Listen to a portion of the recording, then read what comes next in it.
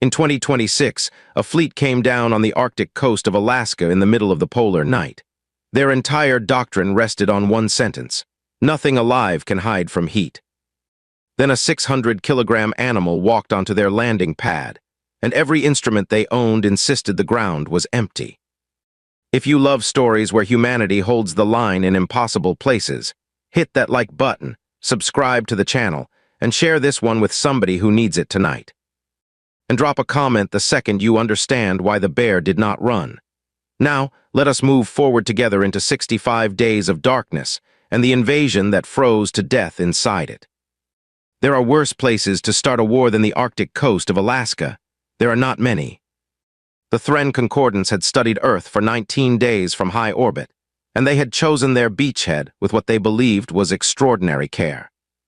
Their survey document ran to 400 pages. Only one paragraph of it was ever quoted afterward, and it was quoted a great many times, usually by people who were trying not to laugh.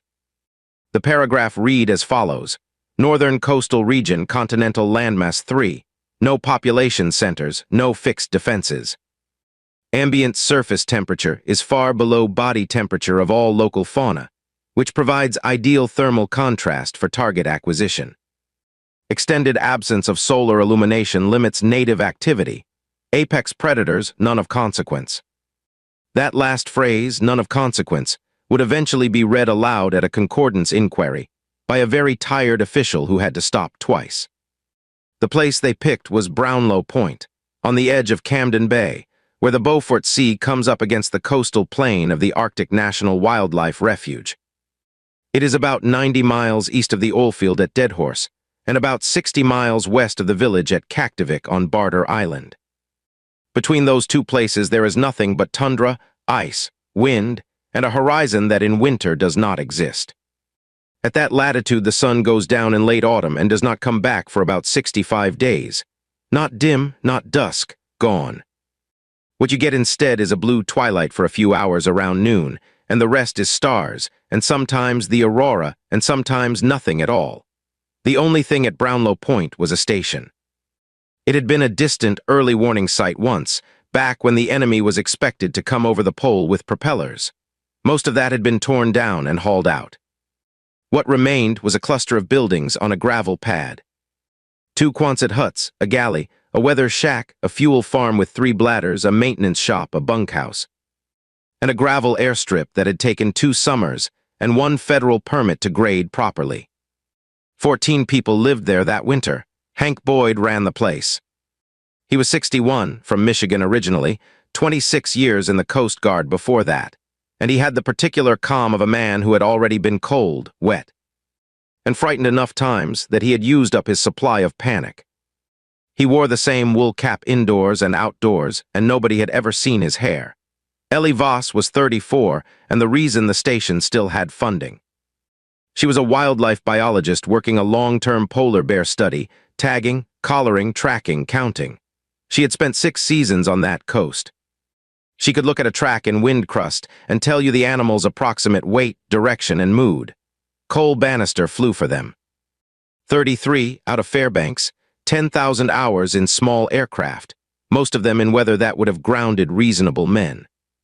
He had a Super Cub on skis and a Cessna on tundra tires, and an unshakable belief that a runway was wherever he decided to put one. He had also, over the course of 2 seasons, developed a habit of finding reasons to fly Ellie's survey routes personally, which everyone in camp had noticed except, apparently, Ellie. Walt Kirby, 58, kept the machines alive. Gus Lindquist, 66, was the Bear Guard, which is a real job with real training, and he had been doing it since before most of the camp was born. Deb Halloran ran the galley and therefore, in every way that mattered, ran the camp. Toby Renner was 22, a seasonal technician, and an amateur radio operator with a call sign starting in KL7, and a homemade wire antenna he was unreasonably proud of. And then there was the bear. Officially, he was Bear 47, an adult male, an ear tag, a lip tattoo, and 11 years of data in Ellie's files. Unofficially, everybody at Brownlow Point called him the landlord. He was about 600 kilograms and just over 8 feet standing. He had a scar across the bridge of his nose and a habit of walking through camp on his own schedule, checking things, sniffing at the fuel bladders. Sitting down outside the galley door with the enormous patience of an animal that has never in its life been in a hurry. He had once removed a case of spare boot liners from the porch and eaten most of them. He had never hurt anybody. He had also never once, in 11 years, moved out of anyone's way. That was the thing about him, and Ellie had written it in 3 separate reports. Everything else in the Arctic runs. Caribou run, foxes run, ptarmigan burst out of the snow and run. Grizzlies south of the Brooks Range will usually leave if you make enough noise. The polar bear is the only large animal on the continent that will look at a human being, decide it is not impressed, and keep coming. They are not aggressive out of malice. They are simply the top of a food chain that has never included anything that beat them. On a coast where every calorie matters and running away from a possible meal is bad arithmetic. The Thren survey had classified local fauna from orbit using thermal imaging. Polar bears are the single hardest large animal on Earth to find with thermal imaging. Their fur is such an extraordinary insulator that almost no body heat reaches the outer surface. Point an infrared instrument at one, and you get, roughly, the temperature of the snow behind him. Researchers have known this for decades. It is why aerial surveys of polar bears are so difficult and why they are done other ways. The Thren Concordance did not know it. They arrived at 4 in the afternoon on a Tuesday in 2026, which at Brownlow Point in the polar night meant total darkness. Deb noticed it first because the pots on the galley rack started ringing. Then the windows began to buzz. Then Toby came in through the Arctic porch without stamping his boots, which was a hanging offense in Deb's galley, and said one word that nobody understood at first because his voice had gone up an octave. They went out onto the gravel with headlamps. There was no sound, which was the wrong part. There was a shape above the bay, low and wide, blotting out the stars in a black rectangle maybe half a mile across, with 4 points of deep amber light on its underside. The aurora was up that night, green and moving, and the shape slid through it without disturbing it at all. Hank looked at it for a long moment. "Walt," he said, "go start the second generator." Smaller craft dropped away from the underside and came down toward the coast in a wide line. One of them, a squat wedge with landing legs, settled onto the gravel airstrip that had taken 2 summers and 1 federal permit to grade. Ellie was already looking somewhere else, out past the fuel farm, where a headlamp beam had caught something at the edge of the pad. The landlord was standing on the airstrip. He had been there the whole time. He had watched the thing come down. And as the ramp began to lower and amber light spilled out across the gravel, 600 kilograms of Arctic apex predator turned his head toward it and did not move 1 inch. Ground Captain Talon of the Thren Concordance came down the ramp first, because that was doctrine and because the readings were clean. His visor gave him a complete thermal picture of the landing zone out to 200 meters, gravel at -38, snow drift at -40. A structure cluster 900 meters west, radiating heat like a lit match in a dark room, exactly as expected. 14 warm biological signatures inside it. No threats between his position and the target. The Thren had built their entire military tradition on this. Heat is honest. Everything alive burns fuel, and everything that burns fuel shows. On 9 worlds it had never failed them. They liked cold planets for the same reason a hunter likes fresh snow. The background is quiet, so the target is loud. Captain Talon took 9 steps down the ramp and walked directly into an animal his equipment insisted was not there. He would later describe it, at the inquiry, as walking into a wall that was warm on the inside and had opinions. The landlord had been standing on that airstrip because there was a smell coming off the ramp that he did not recognize, and unrecognized smells in his experience were usually attached to food. He was not angry. He was curious, and he weighed as much as a small car, and he did not step back, because in 11 years nothing had ever given him a reason to. Talon went down on the gravel. His squad's threat display flooded with contradictions. Contact confirmed by physical sensors. Contact denied by thermal. Mass estimate 610 kilograms. Heat signature consistent with ambient snow. 2 troopers raised their weapons. Talon, who was a competent officer, screamed at them not to fire. Because his instruments were telling him the thing in front of him did not exist, and his experience was telling him that shooting at something you cannot see is how squads die. The landlord considered them all for about 4 seconds. Then he put his nose against the ramp, decided the smell was chemical rather than edible, and walked off across the gravel at his own unhurried pace in his own direction without once looking back. The squad stayed frozen in place for a full minute after he was gone. On the flagship, Sub-Analyst Vess turned around from his station and delivered the first of what would eventually be a great many sentences he did not want to say out loud. Commander. Ground element reports contact with a large fauna specimen. Fleet Commander Ordrek did not look up. Classification. Unknown, Commander. It does not appear on thermal. Then it is not there. Captain Talon has a fractured shoulder plate, Commander. There was a pause on the bridge that Vess remembered for the rest of his career. 900 meters away in the galley at Brownlow Point, 14 people were standing at the windows with the lights off. Well, said Deb Halloran, he did not run. He never runs, said Ellie. That is what I am saying. Hank Boyd was on the satellite phone in the corner, listening to a hold message. He had been listening to it for 11 minutes. He hung up, dialed again, and got the same recording. Toby, he said, what have we got? Toby had his headset on and both hands on the tuning dial of a radio older than he was. Sat is down. Cell was never up here anyway. Very high frequency is dead flat, they are sitting on it.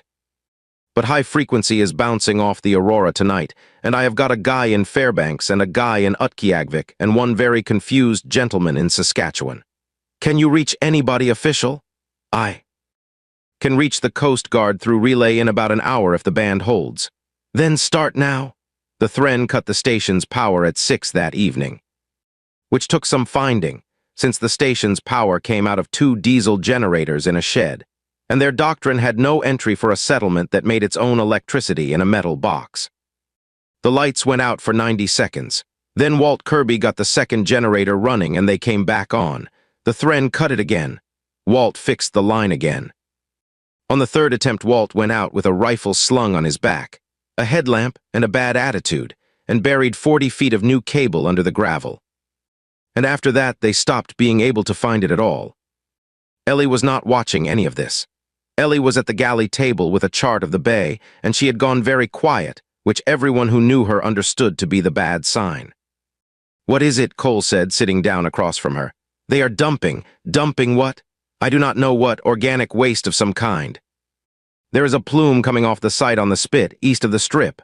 She tapped the chart. It is going out on the wind at about 12 knots and it smells like protein. Cole did not immediately understand. Gus Lindquist, standing by the coffee, did. How far? Gus said. A polar bear can pick up a seal carcass at 20 miles downwind, Ellie said. On a night like this with the ice this close in. Farther, how many bears are on this stretch of coast right now? Ellie looked at him. In a normal winter, maybe 8 or 10 between here and the Canning River, she said. But the ice came in late this year. They are all hunting close to shore. She pressed her hand flat on the chart. Gus, there could be 30 animals within a day's travel of that spit. And those idiots just rang the dinner bell for every single one of them. Nobody said anything for a moment. Is that good for us? Toby asked, or bad for us? It is terrible for us, said Ellie. It is also going to be a federal problem, because I am now legally obligated to document an incident of harassment of a protected marine mammal. And I have no idea whose name goes in the box. Deb refilled the coffee. Put down the aliens. That is not a valid entry. Then put down other. At 7 that evening, the Thren made their first serious attempt on the station, and it lasted 11 minutes. 4 troopers came up the gravel road from the strip in a wedge. Their armor was excellent. It was sealed, powered, and rated for hard vacuum, which its designers had reasonably assumed covered every environment worse than a warm afternoon. It was minus 41 degrees at Brownlow Point that night, with a 14-knot wind off the ice, which put the effective temperature somewhere around minus 70. At that temperature, things change. Steel becomes brittle. Rubber seals stop being rubber and start being a hard plastic that does not want to bend. Grease turns into wax. Batteries lose most of their capacity, and the very good ones only lose half. Anything with moisture in it grows frost on the inside where you cannot reach it. The first trooper's knee actuator seized 80 meters from the fuel farm. The second one's visor fogged internally and froze that way, which meant he was now wearing an expensive helmet full of ice. The third fired one shot, and the discharge boiled the air in front of him into a sudden dense white cloud that hung there in the still cold and blinded his entire squad. The fourth got as far as the galley porch, where Deb Halloran opened the Arctic door, considered him, and hit him across the faceplate with a cast iron skillet that had been on that station since the 1970s. That, she said, was a pan of rolls. They dragged themselves back to the strip. The Thren logged it as a reconnaissance in force. Everybody at Brownlow Point logged it as the night Deb got one. And on the flagship, Fleet Commander Ordreck studied a thermal map of an empty coast, with 14 bright signatures in one building and nothing else showing anywhere for 40 miles. And gave the order that decided everything. "Full ground deployment," he said. "All units, take the structure by dawn." Sub-analyst Vest checked something twice before he answered. "Commander," he said carefully, "there is no dawn." They held the meeting in the galley at 9 that night. Because the galley was the warmest room, and because Deb refused to have a war council anywhere she could not hear it. 14 people, 1 chart, 2 lanterns, a coffee urn that had not been switched off since October. "All right," Hank said. "Everybody sits down and everybody talks once. Ellie, you go first, because you are the only person here who has spent 11 years studying the thing that scared them." Ellie stood up with a mug in her hand. "Their optics are thermal," she said. "All of it, the visors, the drones, the walkers, that is the whole system. I watched 4 of them walk past a bear at 10 meters tonight and never see him." "Because of the fur," said Cole. "Because of the fur. A polar bear's coat is the best insulation on this planet. Hollow hairs, dense underfur, 4 inches of fat under that. Almost no heat gets to the outside. If you put an infrared instrument on him, you get the temperature of the snow." She let that sit. "It is not a trick, it is just what he is. He is the reason nobody surveys these animals with heat." Walt Kirby leaned forward. "So what are we on their picture?" "We are flares," Ellie said. "This building is a bonfire. Every one of us walking around in a synthetic parka with a warm face and warm hands is the brightest thing on that coast." "Unless," said Gus Lindquist. Everybody turned. Gus had not said much all evening. He was 66, he had guided on that coast for 30 years, and he was already pulling something out of a duffel by the door. He dropped it on the table. It was a caribou skin parka, not a museum piece. A working one, hand-sewn, the hide turned so the hollow hair faced inward. The ruff around the hood made of wolverine because wolverine is the only fur that does not ice up from your breath. "There are 24 of these in the storage hut," Gus said. "Caribou hair is hollow, same as the bear. That is why it is warmer than anything in a catalog and always has been. You put one of these on over your gear and you go quiet." Ellie picked it up and turned it over in her hands, and something changed in her face. "Gus," she said. "How quiet?" "Quiet enough that in 1991 I sat 40 yards from a bear for 2 hours, and he never knew I was there. And he had a better nose than anything those things are carrying." Walt started laughing, which was rare enough that people looked at him. "So the plan," Walt said, "is that we dress like it is 1890. "The plan," said Hank, "is that we dress like people who live here." Then Walt had his turn. And Walt's turn was about machinery, because that was the only subject Walt had ever needed. "Their gear is failing," he said. "It is not failing because we are doing anything. It is failing because it is -41 and their engineers designed for space, and space and Arctic are not the same problem. Space is empty. This is not empty. This is wet and it freezes and it gets into everything." "How long have they got?" Hank asked. "Sealed systems, days, anything with a hinge or a hydraulic line, hours. Anything with a battery, and everything has a battery, is running at maybe 40% of what it says on the label." He tapped the table. "And there is one more thing they do not know about yet, and when they find out it is going to ruin their whole night." "Which is?" "Ice fog," said Walt. Toby looked up. "Their exhaust. Their exhaust." Walt spread his hands. "You put hot, wet air into air this cold and it does not disperse. It freezes instantly and it hangs. That is why Deadhorse gets fogged in from truck exhaust on a still day." Every one of those landers, every one of those walkers, every time they fire a thruster in this air, they are building a cloud in front of their own optics, and they are thermal. They are going to be looking straight into a wall of frozen water vapor at exactly the temperature of everything else. Hank turned to Gus. What have we got that pushes back? Not much, and you are not going to like the legal part, Gus said. 11 rifles, 4 shotguns. About 200 rounds of slug, which are for bears, and which we do not use on bears because you do not shoot a polar bear in this country. It is a federal offense under the Marine Mammal Protection Act, and it has been since 1972. What we actually use are cracker shells and rubber buckshot, and we use them to move an animal, not to hurt him. How many cracker shells? 6 cases, they are noise. They fly out about 80 yards and go off like a firework. A bear hears that, and he decides the neighborhood is annoying, and he goes somewhere else. Ellie set her mug down very slowly. Gus, she said, say that last part again. He goes somewhere else. He goes somewhere else, Ellie repeated, in the direction you are not standing. The galley went quiet. Now hold on, said Hank. I am not proposing anything, Ellie said. I want that on the record, and I will put it in writing. We do not aim animals at people. That is not a thing I will ever do, and it would be illegal, and it would also be extremely stupid, because a bear does not go where you point him. He goes away from the noise. She looked around the table. But there are already going to be bears on that spit tonight, 20 of them, maybe more. Because those idiots built a food source and lit it up. And when we push those animals away from this camp, which is our legal obligation and our actual job, they are going to move along the only route they can move along, which is the coast. And the coast, said Cole quietly, runs straight through the Thren line. The coast, Ellie said, was there first. The first walker went through the ice at 11:40 that night. It was a 4-legged machine, about 12 tons, and it had been sent east along the shore of Camden Bay to flank the station. Its pilot had a thermal map that showed a broad, flat plain, uniform temperature, no obstacles. Sea ice is not a plain. It is a moving surface with pressure ridges where flows grind together, and thin new ice where a lead has recently closed.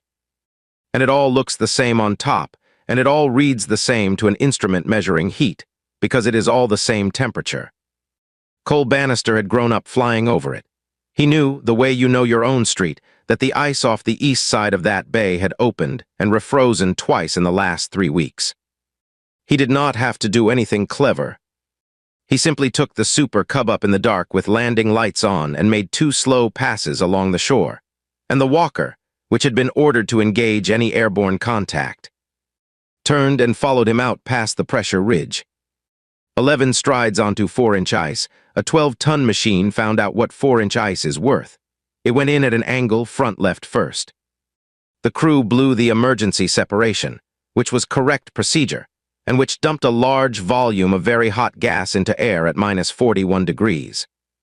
The ice fog came up around them like a curtain going shut. On the flagship, Vess watched 2/3 of the eastern flank's thermal picture disappear behind a cloud that his instruments told him was the same temperature as everything else in the world. "Commander," he said, "we have lost optical resolution across the entire eastern approach. Then use the drones. The drones are inside it." "Commander," Ordrek came down off the command platform and stood over the display, and for the first time in the operation he was quiet for longer than a second. "What is the source of the obstruction?" he said. Archivist Yoren, who had been running cultural analysis in the corner and who had contributed nothing useful all evening, answered brightly. "Local reference material identifies it as weather, Commander." At Brownlow Point, Toby Renner pulled his hood up and went out the Arctic door with a coil of wire over his shoulder. Because the high-frequency antenna had iced and dropped, and because the Coast Guard relay was the only thing standing between 14 people and a very long silence, Hank called after him to take a partner. The wind was picking up off the ice, and the stars were going out one by one behind something that was not cloud and was not fog. And Gus Lindquist stopped in the doorway with his hand on the frame and looked at the sky for 3 full seconds. "Hank," he said, "get him back inside, right now." A whiteout in the polar night is not a storm you can see coming because there is nothing to see it against. What happens is the wind picks up loose snow off the tundra, and the air fills with it, and your headlamp turns into a solid wall of glare 18 inches in front of your face. There is no horizon because there is no light. There is no ground because the ground and the air are now the same thing. People have died 40 feet from a building they lived in. Toby Renner was 220 yards from the galley door when it closed on him. He did the right thing, which is the only reason this story has the ending it has. He stopped walking. He crouched down with his back to the wind, and he got his mitten off, and he got his handheld radio out, and he keyed it 3 times. Inside the galley, 3 clicks came out of the speaker on the shelf, and everybody in that room stood up at once. "That is him," said Hank. "Gus, I know. Rope, I know." There was a rope on that station because Hank Boyd had spent 26 years in the Coast Guard and had never once in his life not had a rope. It was tied off to the porch rail inside 4 minutes, and Gus Lindquist went out into it with a shotgun on his back and Cole Bannister on the line behind him. The thing that made it worse was that the Thren ground force chose that exact window to advance. They advanced because Fleet Commander Ordrek had looked at his thermal display, seen the entire coastline drop into a uniform white haze, and concluded that the humans could not possibly see anything either. He was right about that. He was wrong about what it meant. The Thren needed to see to fight. The people at Brownlow Point had spent every winter of their working lives operating in conditions where seeing was not on offer. Walt Kirby could walk the whole pad in a whiteout by counting fuel drums with his hand. Deb had a length of yellow rope strung from the galley to the bunkhouse that had been there since 2019. Hank had rigged a line to the generator shed his first week on station and had never once needed it until now, and now he needed it, and it was there. That is not heroism. That is just what you do when you live somewhere that will kill you if you are careless. Gus found Toby at 9 minutes. He found him because Toby had done one more right thing, which was to keep clicking, and because Gus had spent 30 years learning to walk a bearing in the dark. Toby's face was white on both cheeks and along the jaw. His right hand, the one that had been out of the mitten working the radio, was worse. "I lost the antenna," Toby said. His voice was slurred and cheerful in the way that is the single most frightening sound in the Arctic. "You did not lose anything," said Gus. "Stand up, hold the rope with your left. Do not let go of it if the sky falls." They were 60 yards from the porch when the shape came out of the snow beside them. Cole would say afterward that he never heard it, and Gus would say afterward that of course he never heard it. That is the entire point of them. The landlord came past on Gus's right at a distance of about 4 meters, moving at a walk, head low and swinging. And he did not stop, and he did not turn, and he did not care about the 3 men on the rope at all. He was going west into the wind toward the smell coming off the spit. Gus stood absolutely still with one hand on Toby's collar and let him go by. "Do we shoot?" Cole whispered. "You do not shoot," said Gus. "You do not shoot, and you do not run, and you do not get between him and where he is going. You wait, and he goes." The bear went. And behind him, in 1s and 2s and 3s, out of the snow and the dark and the ice fog, came more of them. Ellie Voss counted them from the galley window with a spotting scope and a notebook and a pencil, because that is what she did. And because there was nothing else in the world she could do at that moment. She counted 22. 22 adult polar bears, moving west along the beach in a loose, scattered line. All of them following the same protein plume that the Thren Concordance had been venting onto the tundra for 7 hours, because their waste protocol had been written for a planet where nothing was. Hungry. Ellie put down the pencil and opened her laptop and started typing, because the generators were running and because there was a form for this. Incident type, harassment of protected marine mammal. Number of animals affected, 22 and counting. Responsible party, she stopped and typed the word other, and then in the free text box she wrote 9 words that would eventually be read aloud in a Senate subcommittee. Unpermitted extraterrestrial entity, operating an unlicensed attractant in critical habitat. The Thren ground force, 340 strong, was at that moment closing on Brownlow Point from the south and east in 2 columns, and their thermal picture showed them exactly one target, which was a building full of warm people and nothing else at all. They did not see the bears because the bears did not show.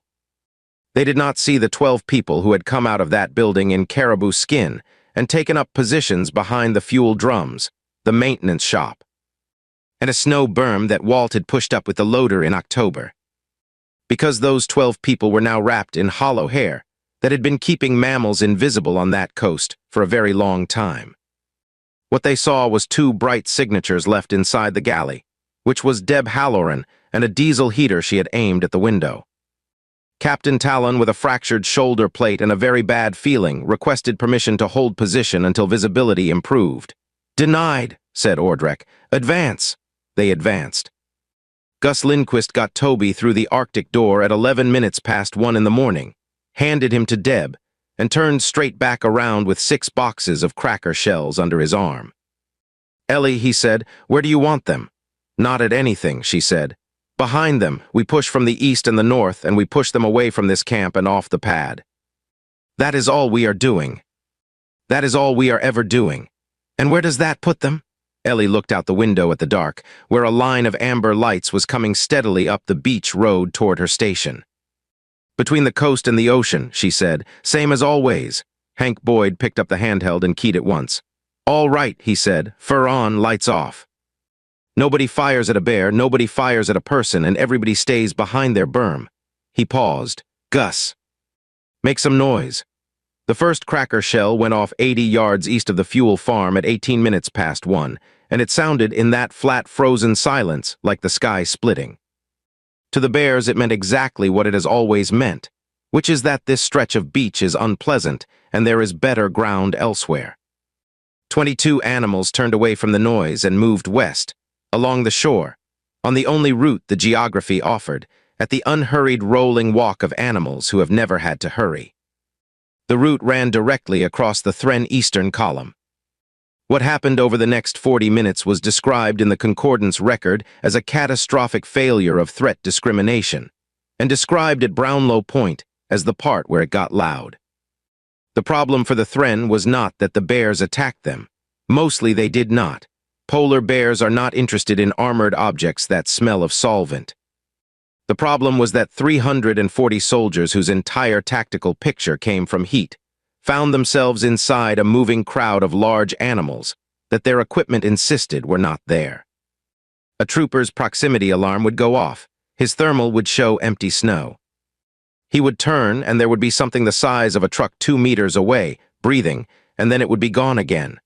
The column's discipline lasted about 4 minutes. After that, it became a mass of soldiers backing into each other, firing at nothing, calling contacts that could not be confirmed, and generating. With every shot and every thruster and every venting seal, more hot, wet air into minus 41-degree stillness. The ice fog came up around them until they could not see each other at arm's length. "Report," said Ordrek. "Commander," said Vess, "the Eastern Column is reporting contact with approximately 200 hostile entities. 200. Their count is unreliable, Commander. The same entity may be counted repeatedly. They cannot see them. They can only feel them go past." Archivist Yoren at his corner station made an excited noise. "Commander, I have a match.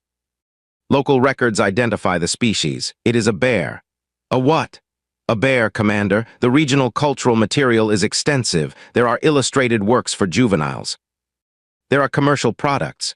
Yoren scrolled onward, and some of the enthusiasm drained out of his voice.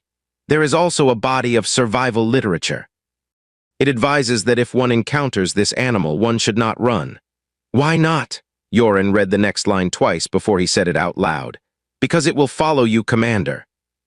It says the animal has no natural predators. It says it is the only bear that will hunt a person on purpose. It says," and here Yoren stopped entirely, "it says that fleeing is the worst available option." Ordrek stood very still. "We were told," he said slowly, "that there were no apex predators of consequence."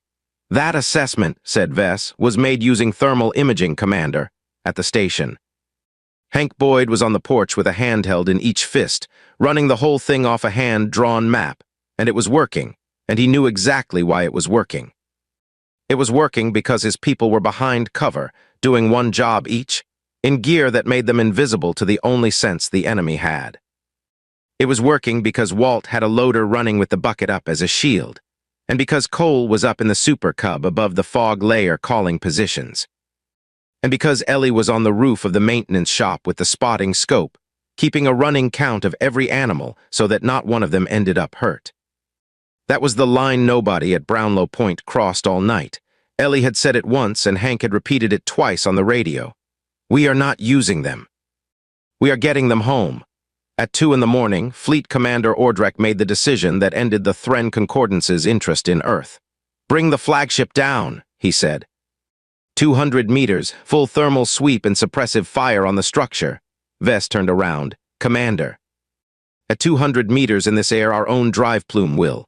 I am aware. Commander, our own drive plume will produce. I said I am aware. The flagship came down over Camden Bay, and it was. For about 90 seconds, the most frightening thing anybody on that coast had ever seen. It filled the sky, the 4 amber lights swung down and locked, the wind changed direction underneath it. Snow lifted off the tundra in a ring a mile across. And then it did exactly what Walt Kirby had said it would do at 9 o'clock the previous evening. 500,000 tons of superheated exhaust went into still air at minus 41 degrees, and it did not disperse, because at that temperature nothing disperses. It froze, instantly. A column of ice crystals went up around the ship's own hull and spread out across the bay. And within 40 seconds, the most advanced sensor array in the Thren fleet was looking at a solid wall of frozen water vapor at precisely the temperature of everything it was trying to find. The flagship went blind, not damaged, not attacked. Blind in a way that no amount of power could fix because the cloud was the ship's own breath. The navigator asked for a hard climb. Ordrek gave it. And the ship, which was holding position over sea ice at 200 meters with its lower array iced, lifted at an angle it had not intended, drifted north over the bay, and came down across a lead. A lead is a crack in the sea ice where 2 flows have pulled apart and the water has refrozen thin. On the surface, in the dark, it looks like everything else. The Thren flagship, 600 meters of interstellar command vessel, settled its full weight onto ice that had formed 11 days earlier. The sound reached Brownlow Point about 2 seconds later, and Cole Bannister, who was the only human being alive who actually saw it from above, described it in his statement as the loudest thing he had ever heard, followed immediately by the quietest. The ship went through, nose first, into 11 meters of Beaufort Sea and stopped there with a third of its upper hull above the ice, tilted over, steaming. Nobody cheered. 14 people stood on a gravel pad in the dark and listened to an ocean settle around a starship, and not one of them made a sound. Then Deb Halloran said, "Well, that is going to affect the ice road." The surrender took until 4 in the morning, and it came in pieces, because the Thren command network had gone into the sea with the ship. 91 troopers walked into the stations, floodlights with their weapons held over their heads. Because they had been outside for 6 hours, and their suit heaters had run down to nothing, and they had worked out that the building full of warm people was the only building there was. Deb put on soup. Hank made them stack the weapons by the fuel drums and then let them into the maintenance shop, because the alternative was watching them freeze on his gravel. And Hank Boyd had spent 26 years in a service whose entire job was pulling people out of cold water. Captain Talon surrendered to Gus Lindquist by the airstrip, which he did by putting down his sidearm and standing there with no idea what came next. Gus looked at him for a while. Then he handed him a chemical hand warmer, showed him how to crack it, and pointed at the shop. Fleet Commander Ordrek came out of the wreck 2 hours later with 9 of his guard and got as far as the edge of the pad, where Ellie Voss was standing with a clipboard, a headlamp, and a form. "We wish to discuss terms," his translator said. "Great," said Ellie. "I need a name for Box 4. The United States Coast Guard reached Brownlow Point at 11 in the morning, in the blue twilight, in a C-130 out of Kodiak that had been airborne since before the flagship went through the ice.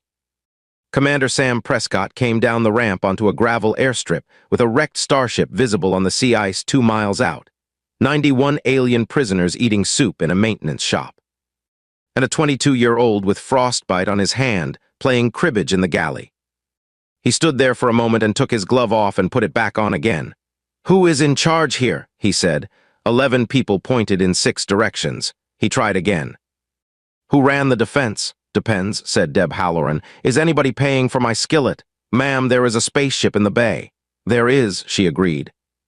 "And it has been leaking something into it for 9 hours, and Ellie has that on a form too." The official report took 5 months and ran to 1,100 pages. And it described the events at Brownlow Point as a successful defense by a civilian scientific and logistical detachment, employing environmental knowledge, traditional cold weather equipment, and non-lethal wildlife management techniques against a numerically superior hostile force. The people at Brownlow Point described it as a bad night with paperwork. Commander Prescott wrote his own account and sent it up, and it came back twice. The section that caused the trouble was 3 lines long, and stated that the enemy's tactical collapse began when their exclusively infrared sensor, SWEET, failed to detect a locally abundant apex predator due to the thermal properties of its coat. He attached the relevant wildlife biology, which had been in the public literature for over 30 years, and after that nobody sent it back again. Ellie Voss filed her incident report on a Thursday. It listed 22 affected animals, 1 unpermitted attractant, 1 unauthorized aircraft operation within critical habitat, and 1 responsible party for which the system had no category. It went into the federal process, where it was assigned a case number and where it remains, and where it is expected to receive full consideration sometime in the next several years. Toby Renner kept his hand. He lost some sensation in 2 fingertips, and he can no longer feel cold in them at all, which he describes as an upgrade. His antenna was replaced in the spring, with a better one, paid for out of a fund nobody at the station has ever satisfactorily explained. Gus Lindquist was offered a commendation and turned it down, and then accepted it when Deb told him he was being ridiculous. He framed it and hung it in the galley next to the skillet. The Thren Concordance left the solar system inside 11 days. Their fleet transmitted a general advisory, and the full text of it was eventually made public, and it is short. The third planet is not viable for cold environment operations. Its polar regions defeat thermal targeting entirely. Its atmosphere converts engine exhaust into permanent obstruction. Its native population survives there voluntarily. Underneath, added personally by former Fleet Commander Ordrecht during the inquiry, was a second line, and it is the one that got quoted. "There is an animal there that our instruments cannot see. It has no fear of us. Do not attempt to make it leave. It will not leave, it lives there." The wreck stayed in the bay, because moving 600 meters of hull off sea ice turned out to be a problem for 4 federal agencies, rather than a problem for 14 people. By spring, there were 3 research vessels working it. By the following winter, the ice road went around it, and somebody had spray-painted a house number on the exposed hull. The landlord came back in the 2nd week of that same winter. Ellie was on the porch when he came up off the beach in the blue noon twilight, 8 feet of him, walking at his own pace with that scar across his nose. And he crossed the pad and sat down outside the galley door exactly where he had always sat down, and looked at the building with the enormous patience of an animal who has never once been in a hurry. Ellie did not move, nobody moved, that is the rule. After a while he got up and walked away west along the coast toward the ice. She logged him, bear 47, adult male. Estimated 610 kilograms. Condition excellent, behavior normal. In the notes field she wrote 1 more word and then deleted it and then wrote it again. Home. If this story hit you, drop a comment and tell me the exact moment you knew the invasion was already over. And share this video with somebody who needs the reminder that the toughest thing in any room is usually the thing that has simply decided not to move. It genuinely helps the channel more than you know. Cole Bannister proposed on the strip at Brownlow Point the following March, in daylight, because he wanted her to be able to see his face when he did it. Ellie said yes, and then made him wait 4 minutes while she finished a collar download, which he says he has forgiven and which everybody knows he has not. They were married in Fairbanks that summer. Gus stood up for him. Deb catered it and refused payment and then billed the station for supplies, which is a different thing and which she will explain to anyone who asks. Hank Boyd still runs Brownlow Point. He is 63 now and he still wears the wool cap indoors. Every autumn, when the new seasonal crews come in on the first flight, he gives them the same talk on the gravel outside the galley, and it takes about 90 seconds. And it has not changed since long before the Thren Concordance ever looked at this planet. He tells them that the cold is not weather here. The cold is a resident, and it was here first, and it does not care about them. He tells them that everything out on that plain runs. The caribou run. The foxes run, the birds run, men run. Then he points west down the beach toward the ice. And then there is him, he says. He does not run, not from you, not from a rifle, not from a starship. He has never had to. So when you see him, you stand still, and you let him pass. And you remember that you are a visitor on ground that belongs to something that has already outlasted everything that ever came here to take it. And every year. Somebody in the back asks the same question. Somebody always asks whether the aliens are coming back. And Hank Boyd looks out at a frozen bay with a starship still sticking out of it, in the dark, in the country that beat an interstellar fleet with fur, patience, and a working knowledge of ice. No, he says, they met the landlord.